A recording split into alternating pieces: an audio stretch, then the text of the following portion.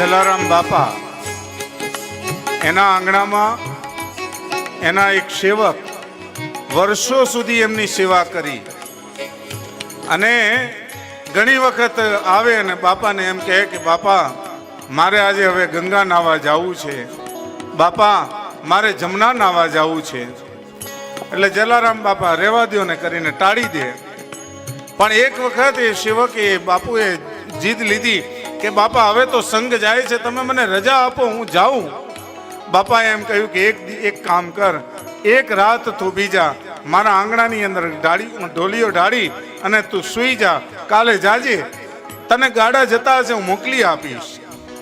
અને રાત્રે એ સેવક જલારામ બાપાના આંગણાની અંદર આમ ખાટલો ઢાળી ઢોલીઓ ઢાળી અને સૂતા છે. અને જ્યારે એ સૂતા છે ત્યારે રાત્રે કોઈના પગના ઝાંઝરનો અવાજ સંભળાયો. અને એ ઝાંઝરનો જ્યારે અવાજ સંભળાયો અને આમ જાગ્યા, જાગીને જુએ તો જલારામ બાપાના આંગણાની અંદર બારે મોટી મોટી પાણીની કોઠીઓ હતી. એ કોઠીની અંદર કેટલીક સ્ત્રીઓ આવી અને આમ પાણીના બેડા રેડતી હતી. આ ભાઈ જાગ્યા, એ સ્ત્રીઓ ગઈ, પાછી આવી, પાછા પાણીના બેડા રેડ્યા. એટલે ભાઈથી રહેવાયું નહીં. એણે પૂછ્યું સેવકે કે માં દેવીઓ તમે કોણ છો? ત્યારે એમણે એમની ઓળખાણ આપી કે હું ગંગા છું, બીજી એમ કે હું જમના છું, ત્રીજી એમ કે હું સરસ્વતી છું. અને આ બાપાના અમે અમારા ધામની અંદર ઘણાય લોકો આવે અને આવી અને અમારામાં પાપ ધોઈ જાય.